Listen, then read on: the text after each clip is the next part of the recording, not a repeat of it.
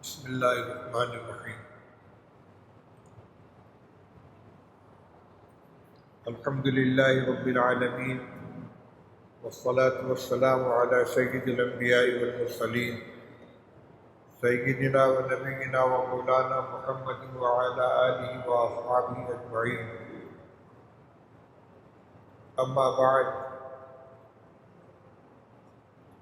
فعن صہیب رضی اللہ تعالی عنہ قال قال رسول اللہ صلی اللہ علیہ وسلم: عجبا لامر المؤمن ان امرہ کلہ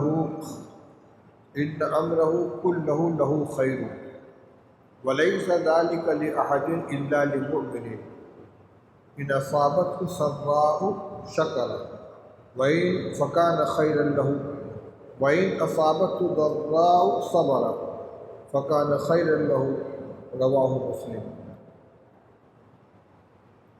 محترم بھائیوں، دوستوں، بزرگوں، آج توکل اور صبر سے متعلق چند روایات کا ترجمہ اور اس کی تشریح آپ کی خدمت میں پیش کی جائے۔ یہ دونوں صفات وہ ہیں جو ہم سے مطلوب ہے۔ اللہ نے ان پر اپنی مدد کا اور اپنی محبت کا وعدہ فرمایا۔ اللہ تعالیٰ توکل کرنے والوں سے محبت فرماتے ہیں، اور وَعَلَى اللَّهِ فَلْيَتَوَكَّلِ الْمُتَوَكِّلُونَ کی تعلیم دی گئی کہ بھروسہ کرنے والوں کو اللہ ہی پر بھروسہ کرنا چاہیے۔ اور صبر کے بارے میں بھی قرآن پاک میں جگہ جگہ فرمایا گیا: وَاصْبِرْ وَمَا صَبْرُكَ إِلَّا بِاللَّهِ، صبر کیا کیجیے اور آپ کو صبر کی توفیق اللہ ہی سے ملے۔ إِنَّ اللَّهَ مَعَ الصَّابِرِينَ، اللہ تعالیٰ صبر کرنے والوں کے ساتھ ہے۔ یا أَيُّهَا الَّذِينَ آمَنُوا اسْتَعِینُوا بِالصَّبْرِ وَالصَّلَاةِ، اے ایمان والو، اللہ کی مدد حاصل کرو صبر اور نماز کے ذریعے۔ تو اخلاق حمیدہ میں، اخلاق حسنہ میں، جنہیں ہمیں اپنے اندر پیدا کرنا چاہیے، صبر بھی ہے اور توکل بھی ہے۔ صبر اور توکل کی حقیقت کیا ہے اس کو بھی سمجھنا چاہیے، اور ان کا درجہ کیا ہے، اس کو ملتا کیا ہے، اس کو بھی سمجھنا چاہیے۔ صبر کا لفظ جمنے کے معنی میں ہے۔ اس کے تین مصداق ہیں۔ عام طور پر جب لفظ صبر بولا جاتا ہے تو اس سے صبر کی ایک قسم کی طرف ذہن جاتا ہے، یعنی کسی پریشانی، کسی آفت اور کسی آزمائش کے اندر جزا فضا نہ کرنا، شور نہ مچانا، شکایت نہ کرنا، برداشت کر لینا، یہ صبر کہلاتا ہے۔ جیسے وَبَشِّرِ الصَّابِرِينَ الَّذِينَ إِذَا أَصَابَتْهُمْ مُصِیبَةٌ قَالُوا إِنَّا لِلَّهِ وَإِنَّا إِلَیْهِ رَاجِعُونَ، یہاں فرمایا گیا کہ صبر کرنے والوں کو خوشخبری سنا دیجیے کہ جب ان کو کوئی مصیبت پہنچتی ہے تو وہ یوں کہتے ہیں کہ انا للہ و انا الیہ راجعون، ہم سب اللہ ہی کے اور اللہ ہی کی طرف لوٹ کر جانا ہے۔ اور اس پر وعدہ یہ فرمایا کہ اولئک علیہم صلوات من ربہم ورحمہ واولئک هم المہتدون، کہ یہی وہ لوگ ہیں جن پر اللہ کی خصوصی رحمت بھی نازل ہوتی ہے اور عام رحمت بھی نازل ہوتی ہے، اور یہی ہدایت یافتہ ہے۔ لیکن صبر کا معنی صرف یہی نہیں ہے، بلکہ دو معنی اور ہیں، وہ دونوں محتم شان ہیں۔ ایک ہے نیکی اور اللہ اور اس کے رسول کی اطاعت پر جمے رہنا، یعنی نفس کو جما لینا نیکی اور اطاعت کے اوپر۔ اور اس کے بالمقابل صبر کا ایک تیسرا معنی ہے معصیت سے، نافرمانی سے اپنے نفس کو روک لینا۔ تو جہاں صبر کا مطالبہ ہوتا ہے وہاں تینوں قسم کا صبر مطلوب ہے۔ حالات، آزمائشوں اور پریشانیوں میں برداشت کرنا، اللہ کے صبر کی امید رکھنا، اور ہر حال میں دین کے اوپر قائم رہنا، قدم مضبوط جما لینا، اور ہر حال میں گناہوں سے، نافرمانیوں سے، ناجائز چیزوں سے اپنے آپ کو روکنا۔ تو جہاں صبر کا حکم دیا جا رہا ہے وہاں بھی تمام قسم کے صبر مراد ہیں، اور جہاں صبر کی فضیلت بیان کی جا رہی ہے وہاں بھی ساری چیزیں مراد ہیں۔ یہ تو ہو گیا صبر۔ دوسری چیز ہے توکل۔ توکل کے معنی ہے اللہ کے اوپر بھروسہ کرنا، لیکن توکل کے معنی ترک اسباب نہیں ہے۔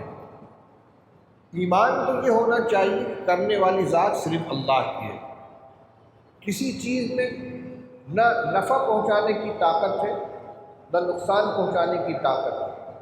جو کچھ ہوتا ہے اللہ کے فیصلے سے ہوتا ہے، کہ اللہ نے دنیا کو دار الاسباب بنایا ہے، اس لیے یہاں ہر چیز کو بظاہر کسی نہ کسی سبب کے ساتھ جوڑا گیا ہے۔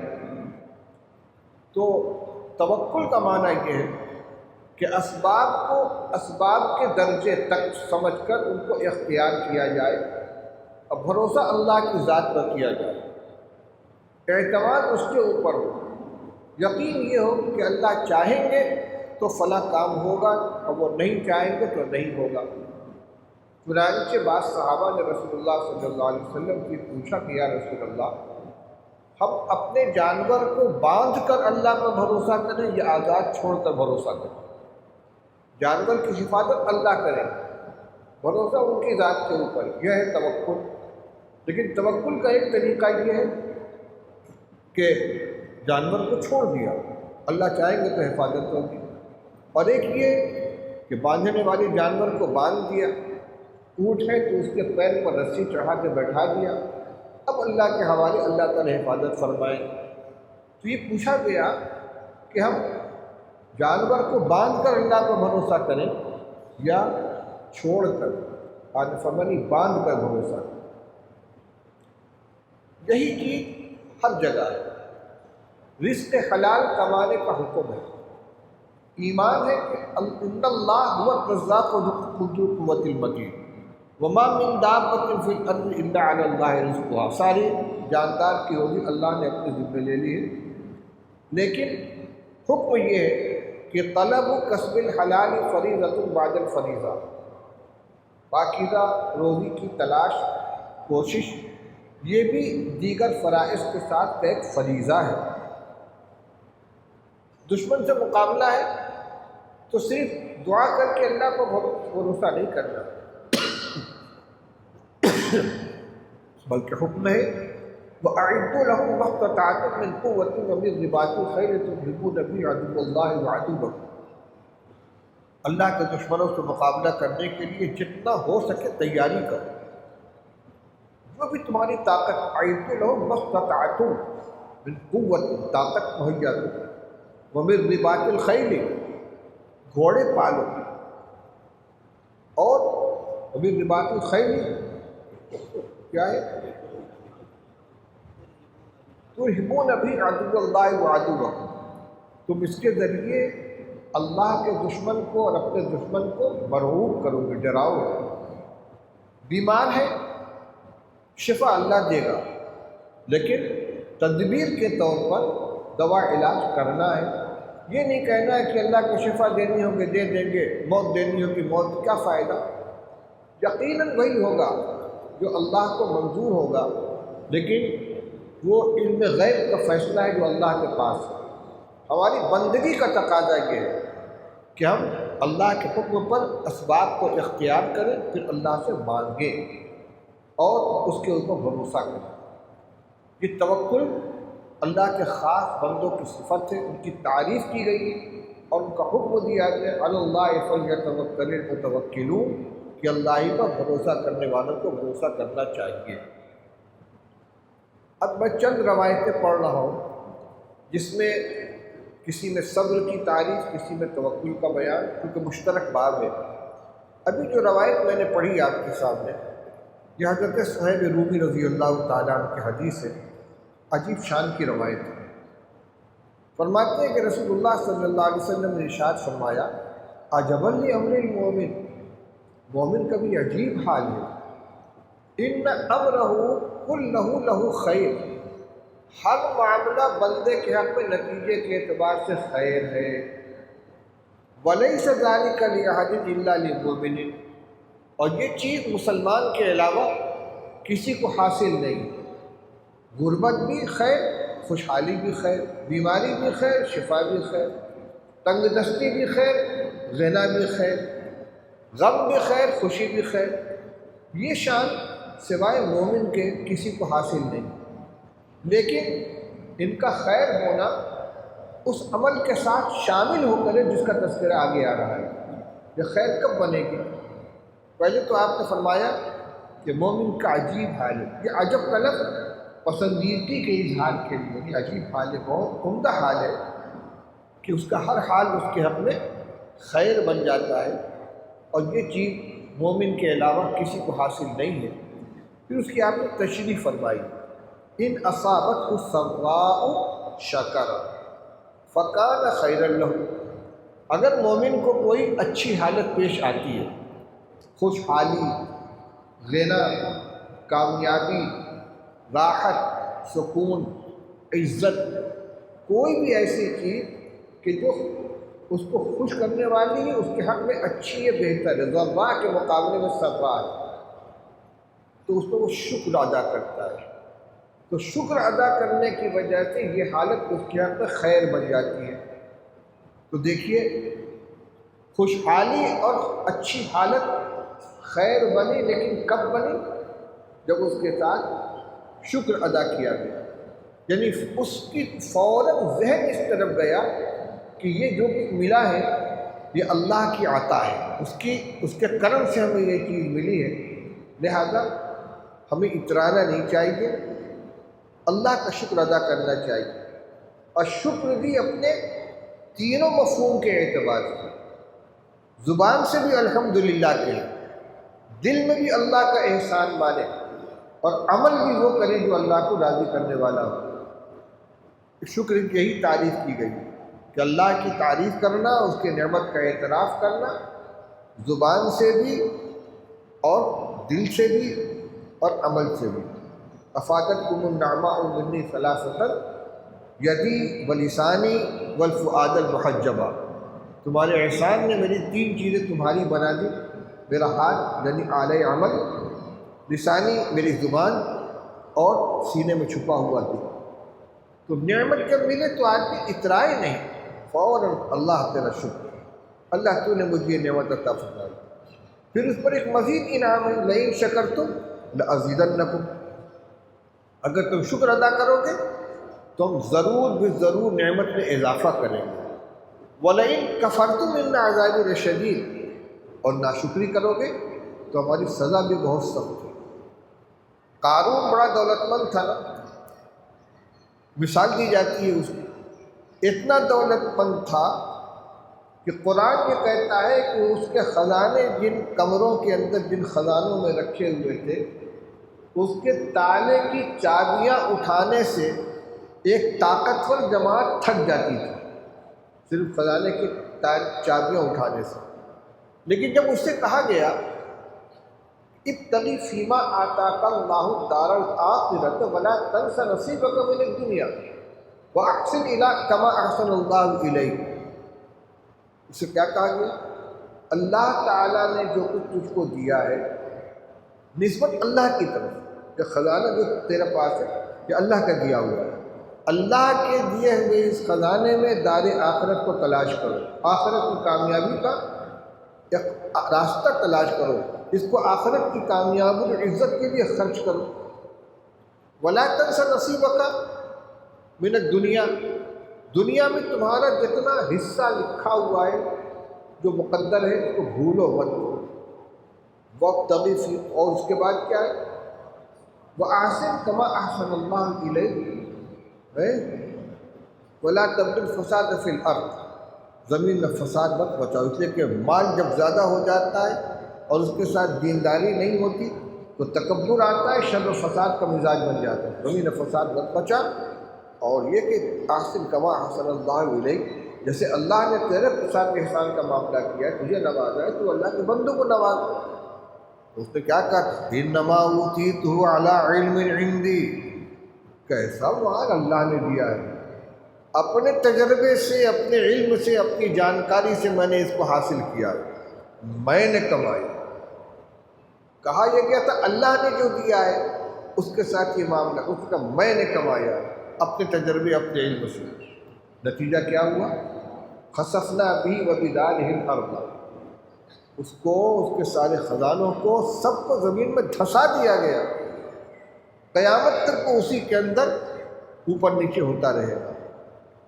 تو دیکھیے خیر اللہ کی طرف سے جب ملے تو اترانا نہیں ہے، فوراً نسبت کی جائے اللہ کی طرف، دل سے بھی، قلب سے بھی، اور دماغ اور زبان سے بھی، اور اللہ کا شکر ادا کیا جائے، تو یہ دولت قارون کی طرح عذاب کا سبب نہیں بنے گی، بلکہ ترقی درجات کا سبب بنے گا۔ جیسے کہ حضرت عثمان غنی، حضرت عبد الرحمن بن عوف، حضرت صدیق اکبر جیسے صحابہ کے لیے بنی کہ جو کچھ اللہ نے دیا اس کو اللہ کی رضا کے لیے خرچ کیا، اس پر شکر ادا کیا۔ اور آگے فرمایا وَإِنْ أَصَابَتْهُ ضَرَّاءُ صَبَرَ فَكَانَ خَيْرًا لَهُ، اور اگر اسے کبھی کوئی پریشانی آتی ہے، تکلیف کی حالت پیش آتی ہے، تو صبر کرتا ہے۔ اللہ کی مرضی یہی تھی، اللہ نے میرے اوپر یہ حال ڈالا ہے، اللہ اس کا ہم کو اجر عطا فرمائے گا، انا للہ و انا الیہ راجعون۔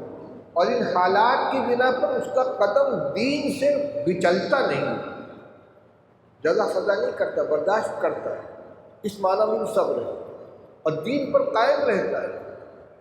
تنگی آئی تو سودی قرض نہیں لیتا، لون نہیں لیتا، فاقہ برداشت کر لیتا، یہ دین پر جمے رہنا، گناہ سے اپنے آپ کو روکنا، نیکی پر جمے رہنا، ہر طرح کا صبر کرتا ہے، تو کیا ہوتا ہے؟ وَكَانَ خَيْرًا لَهُ، یہ اس کے حق میں خیر بن جاتا ہے۔ تو پریشانی بھی صبر کی بنا پر خیر بن گئی، اور خوشحالی بھی شکر کی بنا پر خیر بن گئی۔ رسول اللہ صلی اللہ علیہ وسلم نے فرمایا، اس روایت میں جو فرمایا کہ اچھائی بھی اس کے حق میں خیر بن گئی، پریشانی بھی اس کے حق میں خیر بن گئی، اس سے ہمیں ایک سبق ملتا ہے۔ مومن بندے کا یہ فرض ہے کہ ہر وقت میں، ہر حال کے اندر یہ دیکھے کہ اس وقت اللہ ہم سے کیا چاہ رہے ہیں، اس وقت شریعت ہم سے کیا چاہ رہی ہے، اس پر نظر ہونی چاہیے۔ یہ بندگی کا تقاضا ہے۔ ایک غلام اپنے آقا کے اشارہ چشم و عبور کا منتظر رہتا ہے، وہ کہنے کا انتظار نہیں کرتا کہ حکم فرمائیں گے کہ فلاں کام کرو۔ کھانے کا وقت ہوا، دسترخوان لا کے بچھا دے گا، کھانا لا کے چنے گا، ایسے دیکھیں گے، ہاتھ دھلانے کے لیے برتن سامنے کر دیں گے، پانی ڈالے گا، ہاتھ دھلائے گا، ایسے کریں گے، پانی کا گلاس تھما دے گا، صرف دیکھتا ہے اس وقت ان کو ضرورت کس چیز کی ہے، یہ کیا چاہتے ہیں ہم سے۔ اور ایک محسوس مثال، آپریشن کے لیے ڈاکٹر صاحب آپریشن تھیٹر کے اندر ماسک چڑھائے ہوئے، مریض کو لٹائے ہوئے آپریشن کر رہے ہیں، بغل میں ان کا کمپاؤنڈر اسسٹنٹ کھڑا ہوا ہے، اس کا کام کیا ہے؟ وہ ان کو چیرنے والا چھرا دیتا ہے، قینچی دیتا ہے، اسپرٹ لگا ہوا پھاہا دیتا ہے، اس میں سے سامان نکالنے کے لیے چمٹا دیتا ہے، جس چیز کی ضرورت پڑتی چلی جاتی ہے ڈاکٹر صاحب ایسے کرتے وہ تھماتا ہے، وہ ایسے کرتے وہ تھماتا ہے، ایک مرتبہ زبان سے نکلے تو فلاں چیز دو۔ یہ بندہ ایک بندے کے ساتھ اس کی ضرورت اور اس کی خواہش کو سمجھ کر جس طرح خود سے عمل کرتا ہے، ایک خادم اپنے مخدوم کے ساتھ جو معاملہ کرتا ہے، خدمت گزار سمجھدار خادم اگر ہے تو وہ یہ خود دیکھتا ہے کہ ہماری حضرت کو اس وقت کس چیز کی ضرورت ہے، فوراً اسی کام کو انجام دیتا ہے۔ یہ تو ہم انسانوں کے اندر یہ چیز ہے، اللہ تو ہمارا مالک ہے اور اس نے ہمیں سب کچھ بتا رکھا ہے، ہمیں اپنے آپ سے فیصلہ نہیں کرنا ہے، بتا رکھا ہے کہ کس حال میں ہم تم سے کیا چاہتے ہیں، بس جب وہ حالت پیش آئے تو ہم فوراً اسی کے مطابق عمل کر لیں۔ اب مسجد میں جانا ہے، اللہ ہم سے کیا چاہتے ہیں، بائیں پیر سے پہلے چپل اتارے، داہنے پیر سے مسجد میں داخل ہو اور مصنون دعا بسم اللہ والصلاۃ والسلام علی رسول اللہ اللہ مفتاح ابواب رحمتک پڑھو، اس لیے کہ رسول اللہ صلی اللہ علیہ وسلم کی ساری سنتیں اللہ ہی کے حکم سے ہیں۔ من یطع الرسول فقد اطاع اللہ، رسول کی اطاعت اللہ کی اطاعت ہے۔ اس وقت ہمیں کوئی بتانے نہیں آئے گا کہ مسجد میں آپ کو داخل کیسے ہونا ہے، ہمیں خود سمجھنا ہے کہ کیا کرنا ہے۔ جب مسجد سے نکلنے لگے اب سب کام برعکس ہو گیا، ہمیں بائیں پیر سے نکلنا ہے، داہنے پیر میں چپل پہننی ہے، اب بسم اللہ والصلاۃ والسلام علی رسول اللہ اللہم انی اسألک من فضلک، یا اللہم افتح علی ابواب فضلک۔ جس حال میں ہے اس وقت ہم سے کیا تقاضا اس پر عمل کرنا ہے۔ اسی طرح سونے کے وقت ہمیں کیا کرنا ہے ہمیں خود جاننا ہے۔ تو بندے کا کام یہ ہے کہ ہر حال کے اندر وہ یہ دیکھے کہ اس وقت اللہ ہم سے کیا چاہتا ہے اور اس کو ادا کرے۔ یہ اس روایت سے یہ چیز ملی، ایک خوشحالی ہے، ایک تنگ دستی ہے۔ جب اللہ نے نعمت سے نوازا وہ چاہتے ہیں کہ بندہ شکر ادا کرے، جب آزمائش میں ڈالا تو چاہتے ہیں بندہ صبر کرے۔ بس اسی طریقے سے ہر صورتحال کے اندر ہمیں یہ دیکھنا ہوگا کہ اس وقت شریعت کیا حکم دیتی ہے، اللہ کی کیا مرضی ہے، رسول اللہ صلی اللہ علیہ وسلم کی کیا ہدایت ہے، اس کے مطابق کام کرنا ہے۔ ابھی آپ کے سامنے صرف ایک روایت آئی ہے، اس بات کی روایتیں ایسی ہیں کہ اس میں ہر حدیث پر مستقل بیان ہو سکتا ہے۔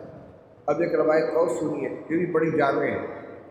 عن ابی ہریرہ رضی اللہ تعالی عنہ قال قال رسول اللہ صلی اللہ علیہ وسلم المؤمن القوی خیر واحب الی اللہ من المؤمن الضعیف وفی کل خیر احرص علی ما ینفعک واستعن باللہ ولا تعجز وإن أصابك شيء فلا تقل لو أني فعلت كان كذا وكذا ولكن قل قدر الله وما شاء فعل فإن لو تفتح عمل الشيطان رواه مسلم۔ بڑی اہم روایت اور اس میں ہمیں زندگی کے بہت سے سبق ملتے ہیں۔ ابو ہریرہ رضی اللہ تعالیٰ نے فرمایا کہ رسول اللہ صلی اللہ علیہ وسلم نے ارشاد فرمایا کہ قوی مومن بہتر ہے اور اللہ کو زیادہ محبوب ہے ضعیف مومن کے مقابلے میں۔ اب یہ قوت اور ضعف کیسا ہے؟ ہر طرح کا، جسمانی اعتبار سے بھی صحیح تندرست قوی ہے اور ایک کمزور ہے۔ کبھی اپنی قوت کے ذریعے سے جتنا دین کا کام کر لے گا اپنی ذات کے لیے، ملت کے لیے، امت کے لیے کمزور اتنا نہیں کر پائے گا۔ اسی طرح عمل کی صلاحیت رکھنے کے اعتبار سے ایک آدمی ایک کام کر سکتا ہے اہلیت سے، ایک آدمی کے اندر نہیں۔ دل کی قوت، ایک آدمی کے اندر ہمت کے ساتھ وہ کام کر لیتا ہے، دیکھا جائے گا انشاءاللہ کر لیں گے، لیکن کیسے ہوگا؟ نہیں ہو پائے گا۔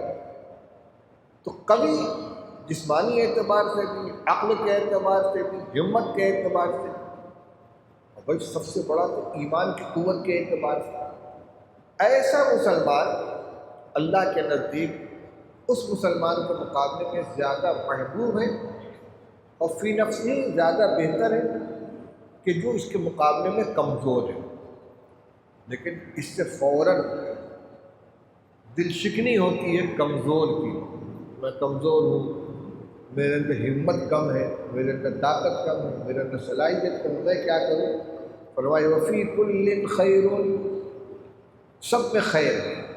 یعنی تقابل کے اعتبار سے کبھی کا درجہ ضعیف کے مقابلے میں بڑھا ہوا ہے، لیکن ضعیف کو نظر انداز نہیں کیا گیا ہے، فی نفس ہی سب بہتر ہے۔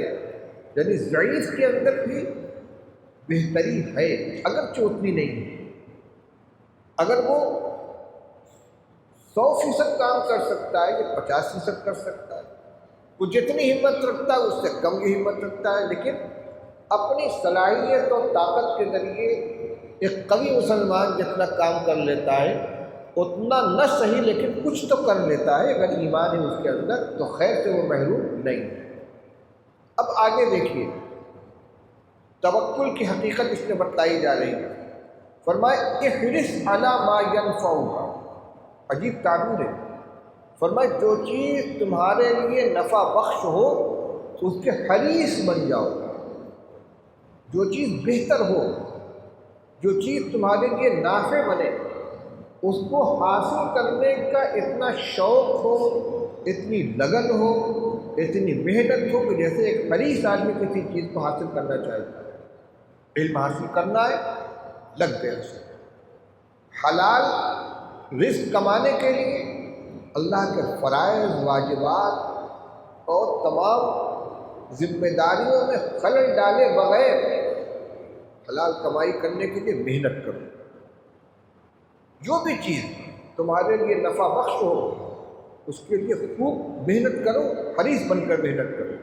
وَلَا تَعْجِزْ وَاسْتَعِنْ بِاللَّهِ، اور اللہ سے مدد طلب کرو، یعنی اسباب اختیار کرو، یہ تو ہوا عمل کی حص، اور دعا اللہ سے کرو کہ اللہ میں نے ظاہری شکل بنا دی ہے، اس میں اثر پیدا کرنا آپ کا کام ہے، آپ اس کو کامیابی عطا فرمائیں۔ دکان لگا کر بیٹھ گئے کہ اللہ روزی عطا فرما، برکت والی حلال روزی عطا فرما، مانگے اللہ سے، بھروسہ اپنی قوت پر نہ ہو کہ میں نے یہ کیا اب یہ ہو جائے، نہیں، عمل کے درجے میں، اسباب کے درجے میں جو چیز نفع بخش ہو خوب شوق کے ساتھ اس کو پورا کرو، اور نتیجے کے سلسلے میں اللہ پر بھروسہ کرو، اس سے مدد مانگو۔ واستعین باللہ، اللہ سے مدد مانگو۔ فرمایا ولا تعجز، عاجز بن کر مت بیٹھو، ہمارے کرنے سے کیا ہوتا ہے، روزی تو اللہ کے ہاتھ میں ہے، ہم کیا کریں گے، ہمارے کرنے سے کیا ہوتا ہے، شفا تو اللہ کے ہاتھ میں ہے۔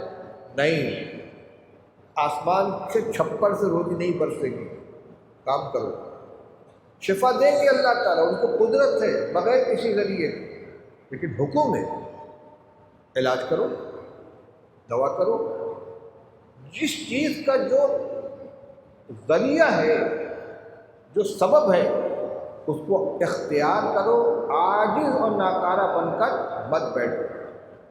دشمن حملہ آور ہو گیا تو عاجز بن کر مت بیٹھو، اپنا دفاع کرو جتنی اللہ نے طاقت عطا فرمائی ہے۔ فرمایا عاجز مت بنو۔ یہ تو ہوا نتیجہ سامنے آنے سے پہلے۔ فرمایا وَإِنْ أَصَابَكَ شَيْءٌ فَلَا تَقُلْ لَوْ أَنِّي فَعَلْتُ كَانَ كَذَا وَكَذَا، لیکن اگر تمہیں کوئی چیز پیش آ جائے، نقصان ہو جائے، موت ہو جائے مریض کی، تو یہ مت کہو کہ اگر میں ایسا کر لیتا تو ایسا ہو جاتا۔ دیکھیے کہاں سے نفس پکڑی جا رہی ہے اور ہماری کن کن خرابیوں کی نشاندہی کی جا رہی ہے۔ فرمایا نتیجہ سامنے آ گیا، اب ہماری مرضی کے خلاف آیا۔ بیمار تھا، ایک ڈاکٹر کو دکھایا، نہیں بچ سکا، آکسیجن کا سلنڈر نہیں مل پایا وقت پر، ورنہ بچ جاتا۔ فلاں بڑے اسپتال میں لے کر نہیں گئے، وہاں جاتے تو جان بچ جاتی، فلاں ڈاکٹر کو نہیں دکھلایا ورنہ بچ جاتا۔ اب نہیں کہنا ہے، اس لیے کہ مرنا اس کا طے تھا، نتیجہ یہی آنا تھا۔ تو نتیجہ آ جانے کے بعد، نقصان ہو جانے کے بعد یہ تبصرہ کرنا کہ اگر میں یوں کرتا تو یوں ہو جاتا، یوں کرتا تو یوں ہو جاتا۔ اس کا مطلب یہ ہے کہ سارا دار و مدار اسبابی کے اوپر تھا تمہارے نزدیک، اس سبب کا یہ نتیجہ ہوا تو اس سبب کا لازمی طور سے یہ نتیجہ ہوگا۔ فلاں ڈاکٹر کو دکھلاتے تو مرتا نہیں، ایسا مت کہو، بلکہ یوں کہو ولیکن قل قدر اللہ، یوں کہو کہ اللہ نے مقدر میں یہی لکھا تھا، وَمَا شَاءَ فَعَلَ، اور اس نے جو چاہا وہ کیا، اپنی مرضی کے مطابق اس نے کیا، ہوگا وہی جو اللہ چاہے۔ وَمَا تَشَاءُونَ إِلَّا أَن يَشَاءَ اللَّهُ رَبُّ الْعَالَمِينَ، ہمارا چاہنا بھی اللہ کے چاہنے پر ہے، تو مشیت الہی اخیر میں نتیجہ اسی کے اوپر موقوف ہوتا ہے۔ اب یہ آخری جو ہدایت ہے، ہم لوگ اکثر تبصروں میں اس طرح کے جملے استعمال، فلاں کو نہیں دکھلایا تھا، فلاں ڈاکٹر کو نہیں دکھلایا، فلاں دوا نہیں کھلائی، فلاں سے مشورہ نہیں کیا، نتیجہ سامنے آ جانے کے بعد اس طرح کے تبصرہ کرنے سے منع کیا جا رہا ہے۔ اس وقت کیا کہنا ہے، کیا کرو بھائی، تمہارے بس میں جتنا تھا کیا، اللہ کو یہی منظور تھا، قدر اللہ کو یہی ترجمہ ہوا، اللہ کو یہی منظور تھا، جو اس کو منظور تھا وہی ہوا، اور صاف لفظوں میں ما شاء فعل، جو اللہ کو منظور تھا وہ اس نے کیا۔ فرمایا فَإِنَّ لَوْ تَفْقَهُ عَمَلَ الشَّيْطَانِ، یہ لو مت کہو، اگر یوں ہوتا، اگر یوں کرتا، کیونکہ یہ شیطان کا عمل کھول دیتا ہے۔ پھر شیطان اپنا کام شروع، ہاں وہ غلطی کی، فلاں ڈاکٹر کو جانا چاہیے، فلاں سے مشورہ کرنا چاہیے، بر وقت فلاں کام کرنا چاہیے، یعنی اللہ پر سے یقین کو ہٹا کے وہ اسباب پر ہم کو جمع نہ کر چاہتا ہے، یہ لو کا راستہ بند کر دیا۔ اس میں توکل کی حقیقت سامنے ہمارے آئی کہ کسی بھی کام کے لیے اسباب اختیار کریں اور پوری توجہ کے ساتھ حرص کے درجے میں اختیار کریں، لیکن مانگے پھر اللہ سے، نتیجہ اس کے اوپر چھوڑ دیں اور اس پر بھروسہ کر کے بیٹھے، لیکن اسباب اختیار کرنے کے بعد اب پھر جو نتیجہ پیش آئے سامنے آئے تو یہی اللہ کو یہی منظور ہے، تو محنت بھی کرنی ہے اور اللہ سے مانگنا بھی ہے، اور ثمرہ جو بھی سامنے آئے اس کو اللہ کی طرف سمجھ کر کوئی شکایت کا جملہ زبان سے نہیں نکالنا ہے۔ ایک اور بہت جامع روایت ہے، عن ابن مسعود رضی اللہ تعالیٰ عنہ قال قال رسول اللہ صلی اللہ علیہ وسلم ایھا الناس لیس من شیء یقربکم الی الجنۃ ویباعدکم من النار الا قد امرتکم بہ، ولیس شیء یقربکم من النار ویباعدکم من الجنۃ الا قد نہیتکم عنہ، وان الروح الامین، وفی روایت وان الروح القدس نفث فی روعی ان نفسا لن تموت حتی تستکمل رزقها، الا فاتقوا اللہ واجملوا فی الطلب ولا يحملنکم استبطاء الرزق ان تطلبوه بمعاصی اللہ فإنه لا يدرك ما عند الله الا بطاعته، رواہ فی شرح السنہ والبیہقی فی شعب الایمان۔ بہت اہم روایت ہے۔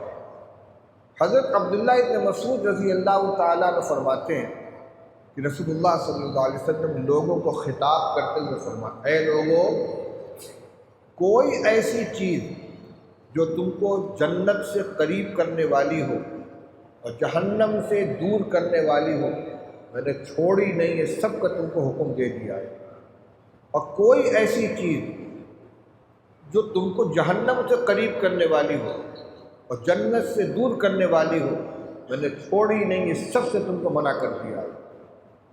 ہر نیک کام کا جنت میں لے جانے والے عمل کا حکم دے دیا ہے، اور ہر برے کام کی نشاندہی کر کے اس سے میں نے منع کر دیا ہے۔ پھر فرمایا اور جبریل امین نے میرے دل میں یہ بات ڈالی ہے، یعنی اللہ کی طرف سے یہ وحی لے کر آئے، ان نفسا لن تموت حتی تستکمل رزقها، کوئی جاندار اس وقت تک مر نہیں سکتا جب تک کہ اپنی پوری روزی حاصل نہ کر لے، پوری روزی حاصل کیے بغیر اسے موت آ ہی نہیں سکتی۔ فاتقوا الا فاتقوا اللہ، سنو تو اللہ سے ڈرتے رہو، واجملوا فی الطلب، اور طلب رزق میں اعتدال اختیار کرو، میانہ روی اختیار کرو اور اچھا راستہ اختیار کرو۔ ولا يحملنکم استبطاء الرزق ان تطلبوه بمعاصی اللہ، اور روزی کی آمد میں تاخیر کا احساس، آمدنی نہیں ہو رہی دقت ہو رہی ہے، مندہ چل رہا ہے، روزی کی آمد میں تاخیر کا احساس تمہیں ہرگز اس بات پر آمادہ نہ کرے کہ اللہ کی نافرمانیوں کے ذریعے تم ان کو حاصل کرنے لگو۔ کام نہیں چل رہا ہے، بینک سے لون لے لو، بنیا سے ادھار لے لو 10% پر، کوئی غلط کام، چلو سٹا لگا تو ہو سکتا ہے مقدر سے نکل آئے، کوئی غلط کام مت کرو۔ فرمایا روزی کی آمد میں تاخیر کا احساس تمہیں ہرگز اس بات پر آمادہ نہ کرے کہ تم اس کو اللہ کی نافرمانیوں کے ذریعے حاصل کرنے کی کوشش کرنے لگو۔ فَإِنَّهُ لَا يُتْرَكُ مَا عِندَ اللَّهِ إِلَّا بِطَاعَتِهِ، کیونکہ اللہ کے پاس جو کچھ ہے وہ اس کو منا کر ہی لیا جا سکتا ہے، اس کی طاعت کر کے ہی لیا جا سکتا ہے، اس سے چھین کر زبردستی نہیں لیا جا سکتا۔ اب ترجمہ ہو گیا، اب مختصر تشریح۔ پہلی بات آپ نے فرمائی کہ جتنی نیکی کے کام تھے سب کا میں نے تو حکم دے دیا، اور جتنی بدی کے کام تھے سب سے میں نے تم کو روک دیا۔ یعنی اصولی طور پر، بنیادی طور پر، کلیات کے طور پر جتنی اچھائیاں تھیں سب کی نشاندہی کر دی، خیر کی کوئی چیز چھوڑی نہیں۔ اب اس اصول کے تحت جزیات بہت سی آتی ہیں۔ انفاق فی سبیل اللہ، اللہ کی رضا کے لیے خرچ کرو، اس کا حکم دے دیا نا۔ اب اللہ کی رضا کے لیے اللہ کے راستے میں خرچ کرنا ہے، جتنے خیر کے مواقع آتے رہیں گے سب میں خرچ کریں گے، فقیروں کی، غریبوں کی امداد کریں گے، زکوٰۃ نکالیں گے، مسجد بنائیں گے، مدرسہ بنائیں گے، صلہ رحمی کریں گے، بھوکوں کو کھانا کھلائیں گے، مسافروں کی مدد کریں گے، اللہ کے راستے میں لوگوں کی مدد کریں گے، سامان مہیا کریں گے، یہ سب انفاق فی سبیل اللہ۔ انفاق فی سبیل اللہ کو حکم دے دیا، اتقوا اللہ حکم دے دیا، اللہ سے ڈرو۔ اللہ سے ڈرنے کی کتنی صورتیں، کہاں کہاں ڈرنا ہے، سب اس کے اندر آ گئی۔ لہٰذا یہ جو فرمایا کہ میں نے ہر نیکی کی تم کو نشاندہی کر دی، یہ تمام جزیات نہیں، اصولی چیزیں۔ اسی طرح فرمایا کہ جتنی چیزیں اللہ کو ناراض کرنے والی ہیں، جہنم میں لے جانے والی ہیں، جنت سے دور کرنے والی ہیں، سب سے منع کر دیا۔ صرف ایک آیت لے لیجیے جو خطبہ میں رسول اللہ صلی اللہ علیہ وسلم پڑھا کرتے تھے، ان اللہ یأمر بالعدل والاحسان وایتاء ذی القربى وینہی عن الفحشاء والمنکر والبغی یعظکم لعلکم تذکرون۔ پوری تصنیف ہے ان آیات کی تفسیر کے اوپر۔ ہمارے محترم مفتی محمد سلمان صاحب منصور پوری رحمۃ اللہ برکاتہ کی ایک مستقل کتاب ہے، ایک قرآنی وعظ، موٹی ضخیم کتاب ہے، ایک قرآنی وعظ، اور اللہ بہت ان سے کام لے رہے ہیں۔ ایک تو اللہ سے حیا کیجیے، اللہ سے شرم کیجیے، اس پر انہوں نے ایک حدیث کی تشریح کی ہے حیا سے متعلق، اس کی بھی تصنیف ہو گئی۔ تو ایک مستقل مضامین کا سلسلہ چلا، ندائے شاہی کے اندر جو کتابی شکل میں آ گئی۔ اسی طریقے سے اس آیت کی تفسیر میں موٹی کتاب سامنے آئی۔ تو اب بظاہر تو 3 مامورات ہیں، عدل، احسان، قرابت داروں کو دینا، بظاہر 3 منہیات ہیں۔ کیا؟ ینہی عن الفحشاء، بے حیائی سے روکتے ہیں، ینہی عن الفحشاء والمنکر، ہر منکر چیز سے اللہ منع فرماتے، والبغی، سرکشی سے منع فرماتے۔ لیکن فحشاء کی کتنی صورتیں ہوتی ہیں، بغی کی کتنی صورتیں ہوتی ہیں، اسی طرح منکرات کتنے ہیں، سب علماء نے، شارحین نے بیان کیا ہے، اور اسی اصول کے تحت۔ لہذا آپ کا یہ فرمان بالکل برحق ہے کہ جتنی نیکی کے راستے میں سب میں نے بتا دیے، جتنے بدی کے راستے میں سب سے منع کر دیا۔ یہ ایک بہت اہم اصول ہے۔ لہذا اب ہم اگر نیکی ایجاد کریں گے تو بدعت کہلائے گی۔ آپ نے بتا دیا سب کا طریقہ۔ اب اذان دینے کے لیے کھڑے ہوئے، الصلاۃ والسلام علیک یا رسول اللہ، الصلاۃ والسلام علیک یا حبیب اللہ، الصلاۃ والسلام یا نور اللہ۔ کسی صحابی نے کہا ہے حضرت بلال سے اذان دلوائی آپ نے، حضرت عبداللہ ابن مکتوم سے آپ نے اذان دلوائی، کبھی کسی نے کہا ہے؟ درود شریف پڑھنا بہت نیکی کی بات ہے، لیکن اس موقع پر تم اس کو نیکی بناؤ گے، یہ بدعت ہے۔ آپ دیکھ لیجئے مشکات شریفی میں روایت ہے، ایک صاحب عبداللہ ابن عباس رضی اللہ تعالیٰ عنہ کے سامنے بیٹھے ہوئے تھے، ان کو چھینک آئی، ان کا السلام علیکم، تو انہوں نے کہا وعلیکم السلام وعلی امک، تم کو بھی سلام، تمہاری امی کو بھی سلام۔ اب تمہیں تو ہنسی آ رہی ہے، اس کو غصہ آیا، یہ کیا بولتا ہے، میری امی کو کیوں سلام کہے؟ ان کا ناراض مت ہو، میں نے وہی کیا جو رسول اللہ صلی اللہ علیہ وسلم نے کیا۔ ایک شخص کو چھینک آئی، اس نے کہا السلام علیکم، کہا کہ وعلیکم السلام وعلی امک۔ اس میں تعلیم کیا ہے؟ تعلیم یہ ہے کہ چھینکنے کے موقع پر السلام علیکم کہنا بالکل بے محل ہے، سلام کا یہ موقع نہیں ہے، سلام ملاقات پر کیا جاتا ہے، چھینک آئے تو الحمدللہ کہو۔ اور جس طرح وعلیکم السلام کے ساتھ علی امک کا کہنا تم کو بے محل لگ رہا ہے تو میری ماں کو کیوں سلام کیا، اسی طریقے سے چھینکنے پر سلام کرنا بے محل ہے۔ اب کوئی کہے سلام کرنا کون سی گناہ کی بات ہے بھائی، سلام اگر چھینکنے پر سلام کرتے ہیں تو کیا حرج ہے؟ حرج یہی ہے کہ بے موقع ہے۔ ایسا ہی ایک واقعہ ہے عبداللہ ابن عمر رضی اللہ عنہ، میں زبانی بیان کرنا، ہو سکتا ہے کہ جو واقعہ میں عبداللہ ابن عمر کا کہہ رہا ہوں جو عبداللہ ابن عباس کا ہو، اس کو برعکس ہو۔ ان کے سامنے ایک شخص کو چھینک آئی، اس نے کہا الحمدللہ والسلام علی رسول اللہ، اللہ کا شکر ہے اور اللہ کے رسول صلی اللہ علیہ وسلم پر سلام ہو۔ انہوں نے فرمایا وَنَحْنُ نَقُولُ الْحَمْدُ لِلَّهِ وَالصَّلَاةُ وَالسَّلَامُ عَلَىٰ رَسُولِ اللَّهِ وَمَا عَلَّمَنَا هَكَذَا رَسُولُ اللَّهِ صلی اللہ علیہ وسلم۔ ہم الحمدللہ کے بھی قائل ہیں اور الصلاۃ والسلام علی رسول اللہ کے بھی قائل ہیں، لیکن رسول اللہ صلی اللہ علیہ وسلم نے ہم کو یہ تعلیم نہیں دی ہے کہ چھینکنے کے موقع پر السلام بھیجو، نکیر کی اس کی۔ اب آپ کو درود پڑھنا کون سا گناہ ہے بھائی، درود پڑھنے کیوں منع کرتے ہو؟ ہم نہیں منع کرتے، بے موقع ہے۔ 4 رکعت والی نماز ہے، اتحیات میں آپ بیٹھے درود شریف پڑھ لیا، اس کے بعد اللہم صلی علی محمد وعلی آل محمد، تنبہ ہوا فوراً کھڑے ہو گئے، اس کے بعد اخیر میں کیا کریں گے؟ کون سا گناہ کیا بھائی، درود تو پڑھا تھا، پھر درود ہی تو پڑھا تھا، کون سا غلط کام کیا تھا؟ نہیں، اپنی طرف سے تم نے ایجاد کر کے درود پڑھا ہے، حضور نے اس موقع پر درود پڑھنے کا حکم نہیں دیا ہے۔ یہ ضابطہ ہے، ہر نیکی کا ضابطہ ہم نے بتا دیا، ہر بدی کا راستہ ہم نے بتا دیا۔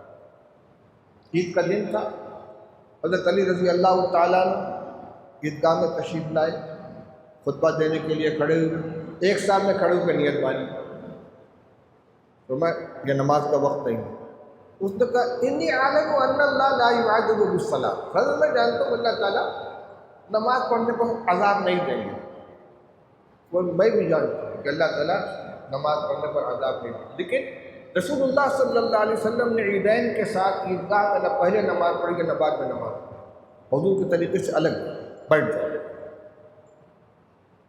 بدعت اور سنت کا فارق یہی ہے، ہر کام ہر موقع پر اپنی مرضی سے ایجاد کر کے کریں گے، کیا حرج ہے اس میں؟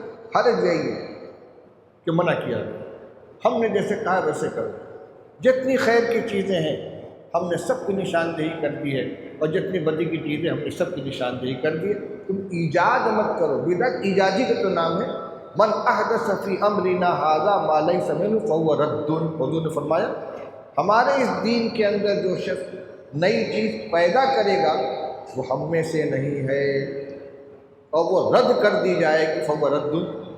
کتنی اچھی چیز اس نے ایجاد کی ہو، لیکن اگر حضور صلی اللہ علیہ وسلم کے بتائے ہوئے ضابطے سے الگ ہے وہ قابل قبول نہیں ہے۔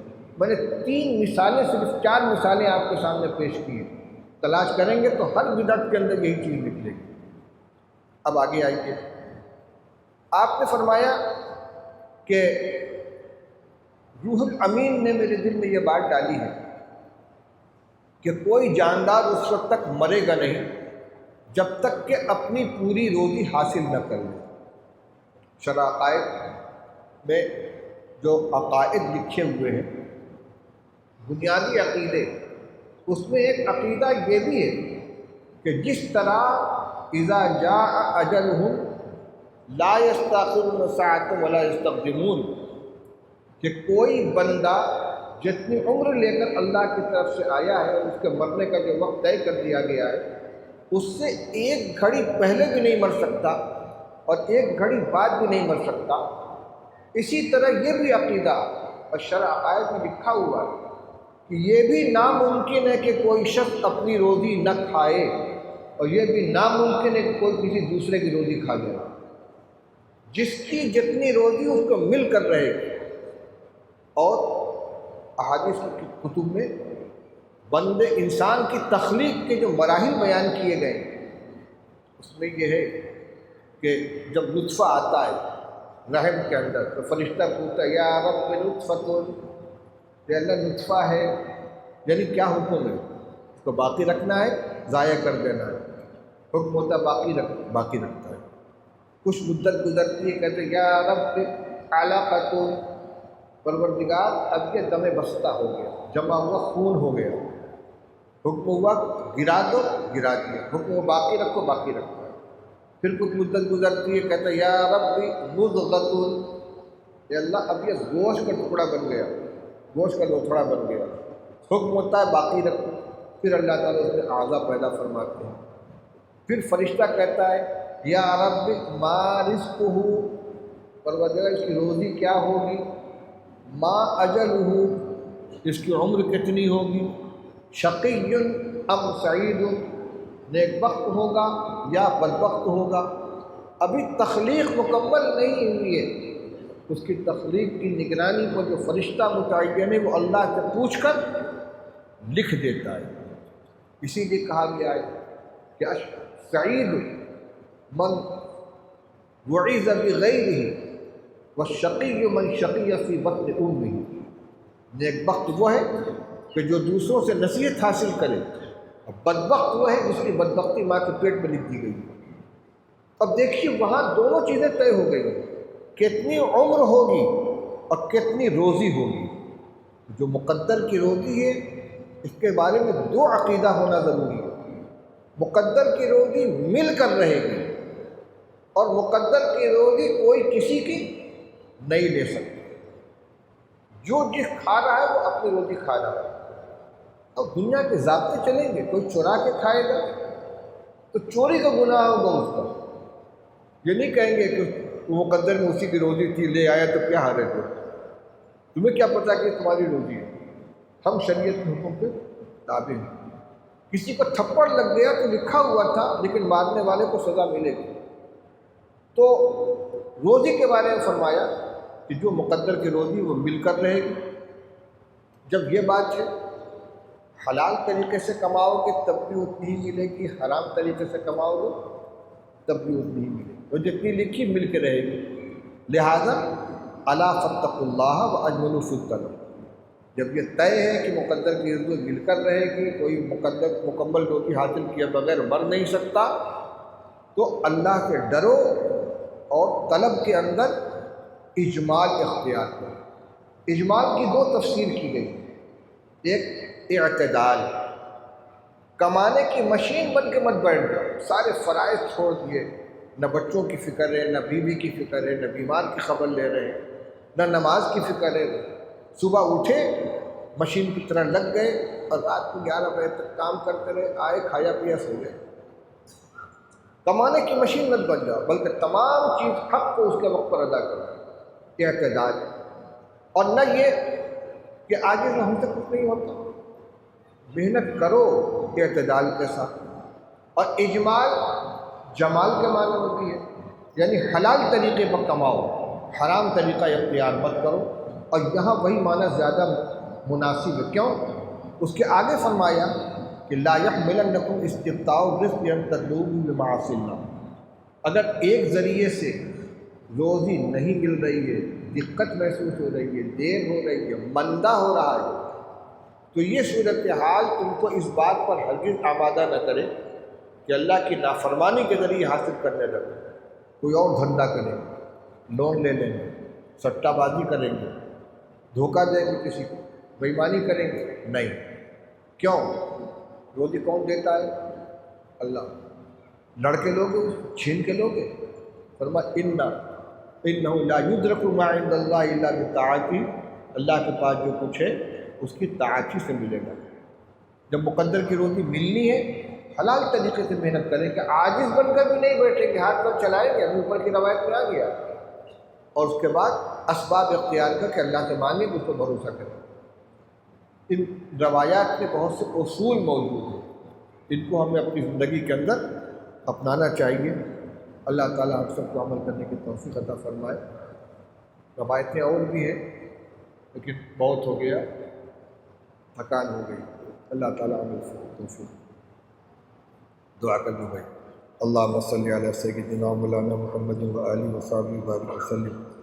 ربنا آتنا فی الدنیا حسنۃ وفی الآخرۃ حسنۃ وقنا عذاب النار۔ ربنا اغفر لنا ولإخواننا الذین سبقونا بالایمان ولا تجعل في قلوبنا غلا للذین آمنوا ربنا انک رؤوف رحیم واعف عنا واغفر لنا وارحمنا انت مولانا فانصرنا على القوم الکافرین۔ اللهم حبب إلينا الإيمان وزينه في قلوبنا وكره إلينا الكفر والفسوق والعصيان واجعلنا من الراشدين۔ اللهم إنا نسألك الهدى والتقى والعفاف والغنى، اللهم إنا نسألك العفو والعافية والمعافاة الدائمة في الدنيا والآخرة، يا حي يا قيوم برحمتك نستغيث، أصلح لنا شأننا كله ولا تكلنا إلى أنفسنا طرفة عين۔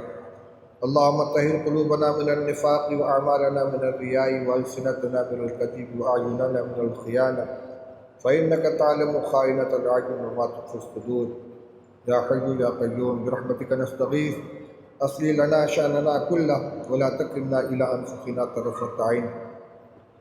اللهم إنا نعوذ بك من الهم والحزن ونعوذ بك من العجز والكسل ونعوذ بك من الجبن والبخل ونعوذ بك من غلبة الدين وقهر الرجال۔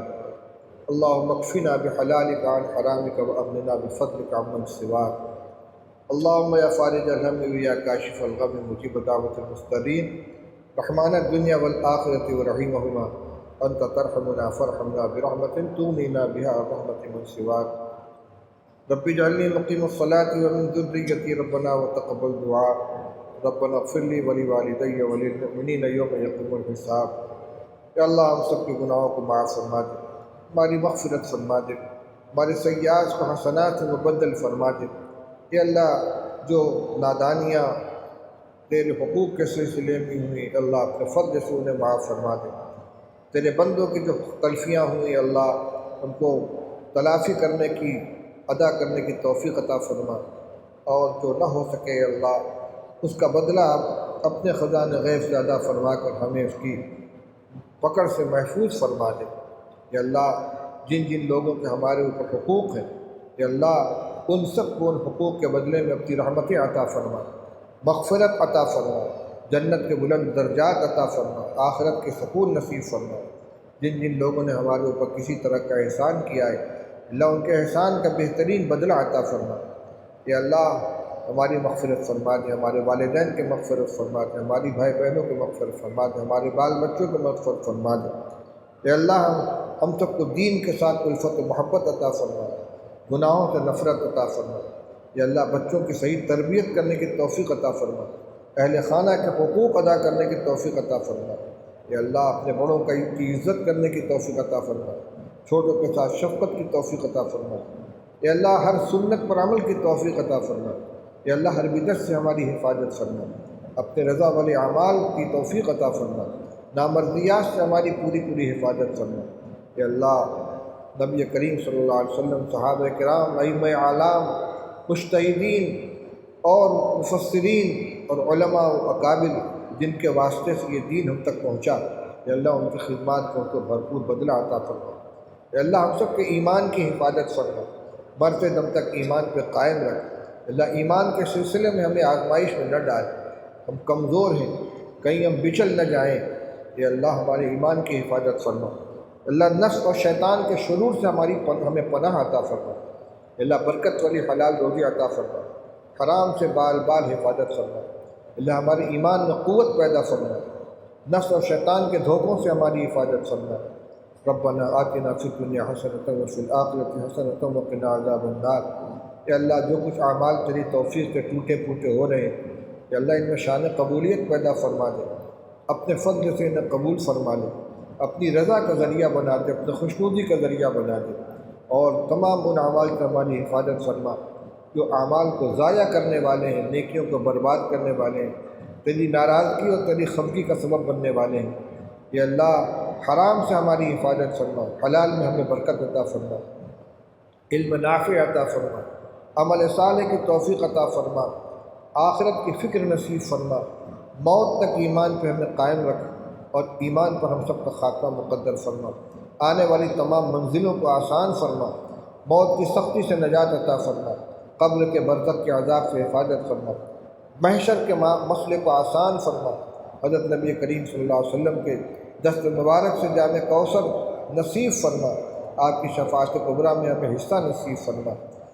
ربنا آتنا فی الدنیا حسنۃ وفی الآخرۃ حسنۃ وقنا عذاب النار۔ صلی اللہ تعالی علی خیر خلقہ محمد وآلہ وصحبہ اجمعین برحمتک یا ارحم الراحمین۔